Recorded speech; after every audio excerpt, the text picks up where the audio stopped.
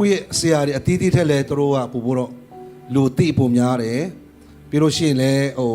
အများကြီးလဲပို့ခရီးသွားရတယ်ကောင်းချီးတယ်ရတယ်အဲ့ဒီခါမှာကိုရတဲ့ကောင်းချီးပဲဖြစ်ဒါမှမဟုတ်ရှင်ကိုရဲ့အခြေအနေဒီတဲမှာနေကိုရဲ့ဝိညာဉ်ရကောင်းဆောင်တွေကိုဘယ်လိုမျိုး honor ပေးတယ် respect ဒါမှမဟုတ်ရှင်သူတို့နဲ့အချိတ်ဆက်ဘယ်လိုသွားတယ်ပေါ့နော် okay ဆက်ခိုင်ပြီးပြန်သွားရတယ်ဟုတ်ကဲ့ okay ကျွန်တော်ရဲ့တင်းအောင်ဆရာကြီးကတော့ဆရာကုန်းနန်းဖြစ်တယ်ဆိုတော့သူနဲ့ဘယ်လိုကျွန်တော် honor ပေးတယ်လဲဆိုရင်ဘယ်လိုချိတ်ဆက်တယ်လဲဆိုရင်တခါတလေမှာကျွန်တော်တို့စဉ်းစားတာကဆရာတွေကိုကျွန်တော်တို့အရန်ရှိန်တဲ့အချိန်လည်းရှိတယ်ဘုရားကောင်းချီးပေးတော့ကျွန်တော်စီညာပါစတာဟာသူပြောမှဆရာတွေပြောမှပဲပြန်ပြောမယ်ဆိုတဲ့ဟာမျိုးအမှုတော်ဆောင်ထဲမှာလည်းတခါလေရှိတတ်တယ်ကျွန်တော်လည်းဒါပေမဲ့ကျွန်တော်သဘောပေါက်သွားတာငါဆရာငါ့ကိုပြောမှမေးမှမဟုတ်ပဲနဲ့ငါပဲသွားမလဲ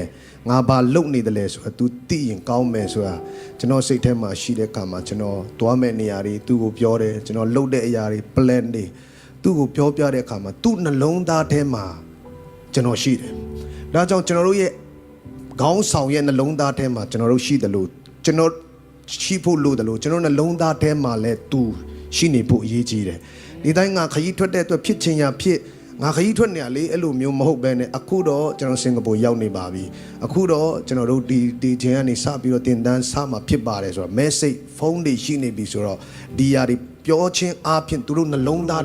ထဲမှာအော်ငါတပည့်ဒါမှမဟုတ်ငါနဲ့မှုတော့ဆောင်ဖက်ခိုင်ပြီးအခုစင်ကာပူရောက်နေတာပဲငါဆုတောင်းပေးမယ်စသဖြင့်သူ့နှလုံးသားထဲမှာကျွန်တော်တို့ရှိနေခြင်းကကျွန်တော်တို့ကောင်းချီးဖြစ်နေတာ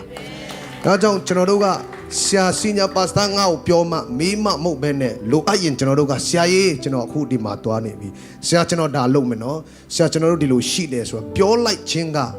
ကျွန်တော်တို့နဲ့သူနဲ့ချိတ်ဆက်ခြင်းရမ်းမှန်တယ်အဲ့ဒီຢာကကောင်းချီးမင်္ဂလာဖြစ်စေတယ်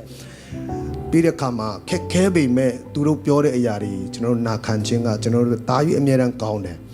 ကျွန်တော်ဆရာတောင်တောင်းတဲ့2019မှာUS သွားတယ် US ကနေကျွန်တော်တို့ Europe ကိုသွားဖို့ဟိုဘက်ကနေလည်းခေါ်တော့အဲ့မှာ poster တွေလက်သက်ပြီးဆရာဒေးဗစ်လာနေပဲကျွန်တော်လည်း Europe တစ်ခါမှမြောက်ဘူးတော့အရန်သွားချင်တာအရန်သွားချင်တော့